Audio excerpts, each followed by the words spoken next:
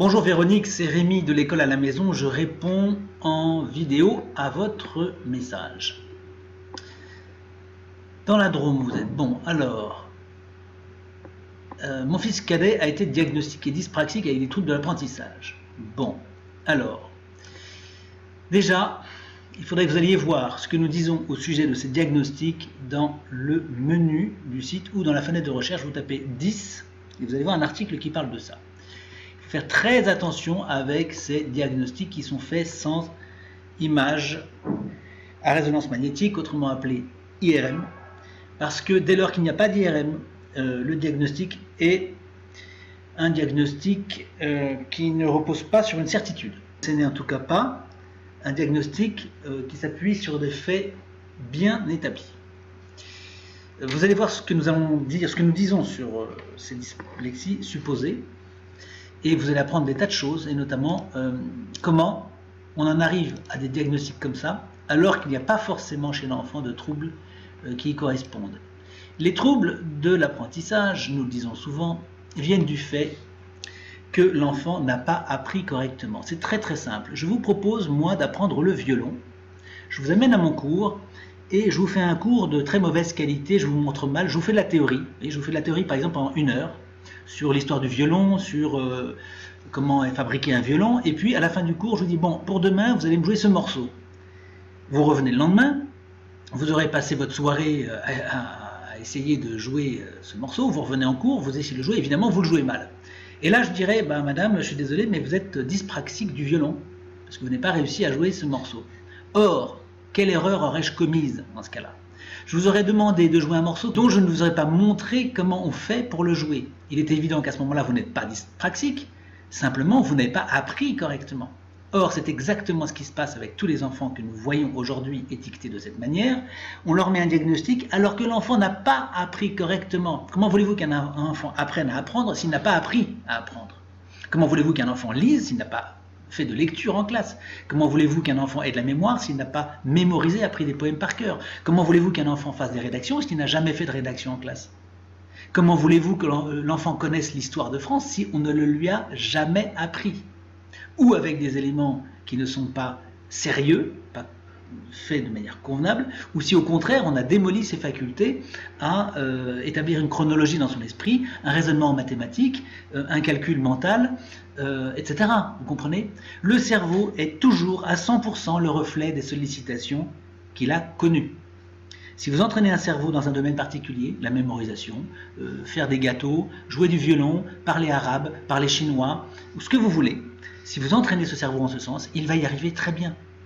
Il n'y a pas d'enfant qui n'y arrive pas, ça n'existe pas. Tous les enfants peuvent y arriver, c'est pour ça que nous insistons, tous les enfants peuvent y arriver, y compris ceux qu'on affuble de troubles et de diagnostics de ce genre, à condition qu'on les sollicite correctement. Si on ne les sollicite pas, alors évidemment tout de suite on peut faire des tas de diagnostics, des tas, dyspraxique, dyslexique, dysmathématique, dysfrancique, dysprofique parce qu'il n'aime pas les profs, ou dysécolique parce qu'il n'aime pas l'école. On peut mettre des 10 à toutes les sauces. Ça fait savant, c'est grec, si vous voulez. Donc évidemment, bien sûr, on est ravi de mettre des mots grecs un peu partout, ça fait savant. Mais c'est fondé sur rien. Il n'y a pas d'IRM. S'il n'y a pas d'IRM, il n'y a pas de diagnostic probatoire. Il n'y a pas de choses certaines. Ça n'est que de la pure spéculation. Ce sont des diafoirus, comme on en a depuis Molière, qui nous font des diagnostics sans savoir. Et vous allez voir qu'en pratiquant la bonne méthode, votre enfant, votre fils cadet, au bout de 3 mois, il n'aura plus ces problèmes-là, il n'aura plus de troubles de l'apprentissage. Alors à ce moment-là, vous pourrez retourner voir le diagnostiqueur, le médecin, vous dire, monsieur, vous m'avez dit que mon fils était dyspraxique, or aujourd'hui il n'a plus ce trouble, comment ça se fait? Et il ne pourra rien vous répondre. Il vous dira, bah, madame, la médecine peut se tromper. Vous voyez? Donc, soyez très prudente avec ça. Allez voir cet article parce qu'il y a beaucoup d'autres éléments qui vont vous mettre sur la piste et vous permettre de vous faire une idée. Je ne dis pas qu'il n'y a pas, hein, mais je dis qu'il n'y a pas la certitude qu'il en est, ce qui est différent. Donc, question suivante. À quel niveau doit-il suivre en sachant qu'il aurait passé en CE2 à la rentrée? Ah, ça c'est intéressant. La réponse est pour les mêmes que pour tous les autres enfants dyspraxiques ou dyslexiques ou pas. À quel niveau on doit commencer l'enseignement d'un enfant? À son niveau à lui. Donc il ne doit pas passer en CE2, ça c'est une notion qui n'existe pas dans la loi et qui n'existe pas en réalité pédagogique. Il n'y a pas d'obligation à passer un CE2 à son âge, il n'y a pas d'impératif, ce n'est pas ça qui est important. Peut-être qu'il redoublera ou peut-être qu'il passera une classe en sautant une classe à l'avenir, ça n'est pas important. On n'essaye pas de fixer l'enfant par rapport à son niveau supposé, on essaie de repartir de là où il en est. Donc vous allez regarder, même chose, dans la fenêtre de recherche, vous tapez à quel niveau commencer. Et vous allez voir comment est-ce qu'on fait pour distinguer le niveau d'un enfant, quel que soit ce qu'il est supposé être ou les diagnostics qu'on a pu faire. La lecture n'est pas comprise, il n'a pas pratiqué. L'écriture non plus, il n'a pas pratiqué. Et alors à ce moment-là, quand vous voyez ça, vous comprenez très bien que ce diagnostic-là, eh bien, il est faux. Si la lecture n'est pas comprise et l'écriture non plus, c'est tout simplement que l'école n'a pas fait son travail. L'école n'est pas compétente. C'est l'école qui est dyspraxique de l'enseignement et de l'instruction, puisqu'elle n'a pas appris à votre enfant à lire, alors qu'il n'y a aucun problème à son âge pour qu'il puisse lire.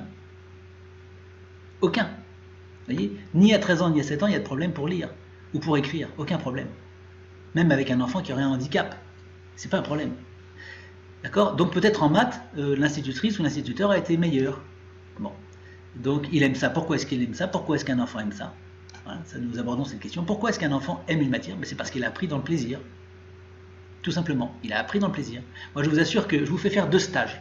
Un stage de bateau avec des profs super sympas. Vraiment des instructeurs vraiment sympas, comme il y en a au Glénan par exemple. Vous voyez, on passe 15 jours sur un bateau et vraiment on adore ça. Je vous assure, 99% des enfants qui passent par là, ils aiment le bateau. Bon. En revanche, vous faites un stage de voile dans des très mauvaises conditions, avec des instructeurs qui sont désagréables, méchants, mal élevés, ben vous allez détester la voile. Vous faites ça à un enfant, ben il va détester. Il y a des exemples beaucoup comme ça d'enfants qui n'aiment pas le cheval, par exemple, parce que les instructeurs n'ont pas su faire en sorte de mettre un cheval calme avec un enfant. Moi, j'ai fait du cheval quand j'étais petit, et ma terreur, c'était de faire du cheval avec l'un de ces étalons qui était extrêmement, enfin, qui était assez violent, qui était imprévisible, et qui nous renversait par terre, etc. Il nous faisait peur, donc ça m'a amené à détester le cheval. Alors qu'en fait, c'est formidable le cheval. Bon.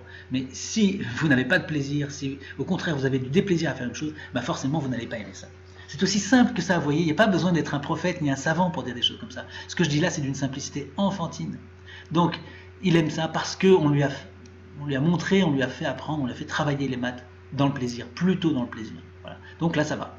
Voilà. Comment lui donner envie de lire? Eh bien, c'est exactement ce que je viens de dire. Comment est-ce qu'on fait pour donner envie de lire à un enfant? Eh bien, alors, vous allez sur la page 10 astuces pour apprendre à lire à mon enfant. Comment apprendre à lire à mon enfant? Vous allez voir, nous proposons 10 astuces. C'est accessible à tout le monde. Et vous allez voir comment on fait pour que l'enfant ait envie de lire. Vous voyez, il y a beaucoup de choses à faire dans ce domaine. Apprentissage de la lecture et le français, nous en parlons dans l'accompagnement.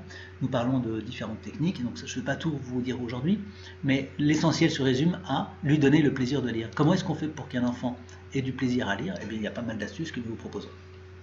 Comment lui redonner confiance et envie? Eh bien, ça aussi, c'est tout un programme dont nous parlons dans l'accompagnement.